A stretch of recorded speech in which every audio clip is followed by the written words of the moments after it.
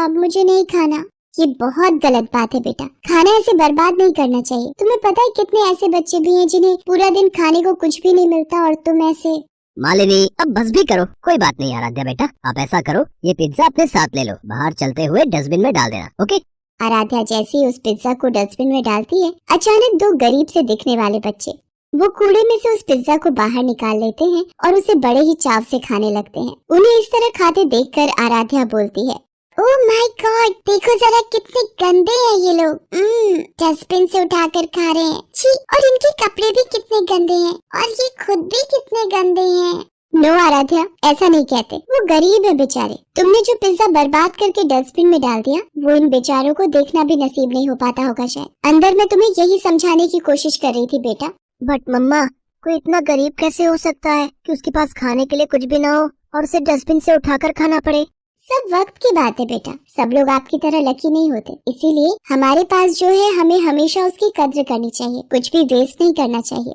सभी लोग गाड़ी में बैठकर घर के लिए चल पड़ते हैं। वो सभी कुछ दूर तक ही पहुँचे थे कि अचानक उनकी गाड़ी का टायर पंचर हो जाता है। वो सभी सुनसान हाईवे पर थे और रात काफी हो चुकी थी। अभिलाष गाड़ी का टायर बदल ही रहा था कि अचानक दो गुंडों ने उन पर हमला कर दिया। दरअसल इन गुंडों ने ही रास्ते में कीलें बिछा दी थी, जिनकी वजह से अभिलाष की गाड़ी का टायर पंचर हुआ। वो चाकू दिखाकर अभिलाष और मालिनी से उनका सारा कीमती सामान मांगने लगे। आर्यन और आराध्या डर के मारे रोने लगे। ये देखकर दोनों गुंडे घबरा गए। वो बच्चों पर हमला करने ही वाले थे कि अचानक उन्हीं पर किसी ने हमला कर दिया। कोई उन पर पीछे से लगातार पत्थर फेंक रहा था। गुंडे कुछ समझ नहीं पाए और डर कर वहाँ से भाग खड़े हुए। मालिनी ने देखा कि गुंडों को भगाने वाले और कोई नहीं बल्कि वही दो बच्चे थे जो पिज्जा शॉप के बाहर दिखे थे। उन दोनों का नाम राजू और पिंकी था। मालिनी ने उन दोनों से कहा, शुक्रिया बच्चों, तुम लोग अगर सही वक्त पर नहीं आते तो पता नहीं क्या हो जाता।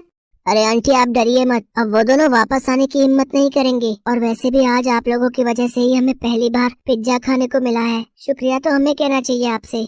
मालिनी मुस्कुराकर उनके सिर पर हाथ फेरती है। अभिलाष गाड़ी का टायर बदलने की कोशिश करता है, लेकिन तभी उसे पता चलता है कि गाड़ी का एक नहीं बल्कि आगे के दोनों टायर पंचर थे। रात काफी हो चुकी थी। अभिलाष और उसका पूरा परिवार हाईवे पर फंस गए थे। उनका घर भी वहाँ से काफी दूर था। उसके फोन में भी नेटवर्क नहीं आ रहा था। उन्हें परेशान देखकर पिंकी ने उनसे कहा, साहब रात बहुत हो गई है, इस वक्त यहाँ रहना ठीक नहीं है। यहाँ कई लुटेरे रात को ताक लगाकर बैठे रहते हैं। हमारा घर पास में ही है, आप लोग वहाँ चल सकते हैं। क्या तुम्हारे घर? नहीं नहीं ठीक है हम। मुझे लगता है ये बच्चे सही कह रहे हैं, हमें रात भर यहाँ ऐसे नहीं रहना चाहिए, इनके घर ही चलना ठीक रहेगा।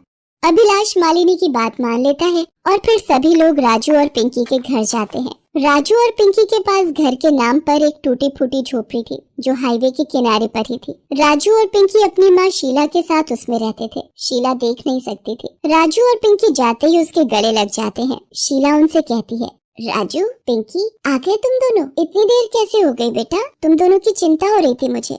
कुछ नहीं माँ, ये सब छोड़ो, ये देखो आज हम तुम्हारे लिए क्या लेकर आए हैं। इतना कहकर राजू उसे पिज्जा का एक टुकड़ा शीला को खिलाने लगता है जिसे आराध्या ने फेंका था। ये सब देखकर आराध्या बोलती है, छी, ये तो वही पिज्जा है ना जो मैंने। आराध्या चुप हो जाओ। मालिनी और आराध्या की आवाज सुनकर शीला चौंक जाती है और उनके बारे में पूछती है। राजू उसे सारी बात बताता है। फिर शीला उनसे कहती है, बहुत अच्छा किया बेटा जो इन्हें यहाँ ले आया। मेम साहब, हमारी झोपड़ी आपके लायक तो नहीं, पर हाईवे पर रात के वक्त रहना ठीक नहीं है, बस किसी तरह रात काट लो।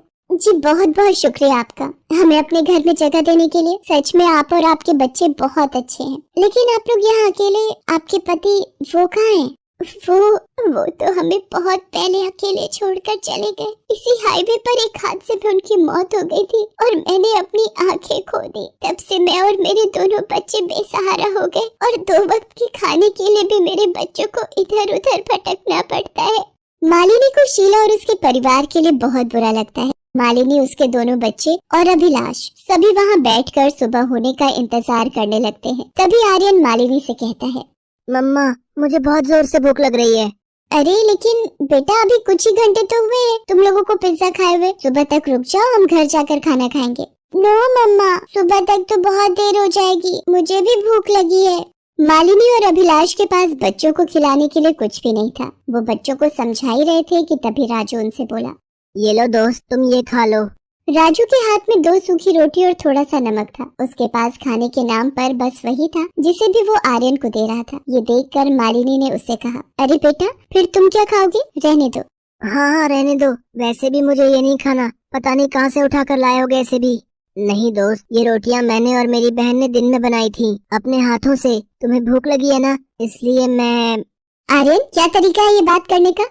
आर्यन और आराध्या को भूख लग रही थी। उस वक्त तो वो दोनों उन रोटियों को खाने से मना कर देते हैं, लेकिन रात भर भूखा रहने के बाद सुबह भी जब उनकी गाड़ी काफी देर तक ठीक नहीं हो पाती तो उनसे रहा नहीं जाता। अभिलाष मदद की तलाश में गया हुआ था। दोनों बच्चों का भूख से बुरा हाल था। तभी उन्होंने देखा कि राजू और पिंकी अपने मिट्टी के चूल्हे में फिर से गर्म गर्म रोटियां बना रहे थे। अब तो आराध्या से रहा नहीं गया और वो मालिनी से बोली, मम्मा, मुझे बहुत भूख लग रही है, इनसे कहो ना कि मुझे भी खाना खाना है।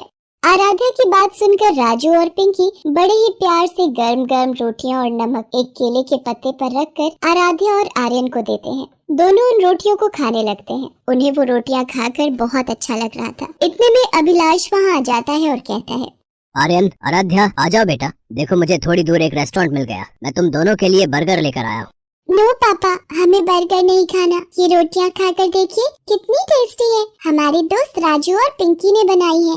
आराध्या की बात सुनकर अभिलाष चौंक जाता है। वो बच्चों को रोकने के लिए आगे बढ़ता है, लेकिन मालिनी उसे रोकते हुए कहती है, नहीं, मत रोकिए इन्हें। आज पहली बार इन्हें भूख और खाने की अहमियत का एहसास हुआ है, जो इनके लिए बहुत जरूरी है।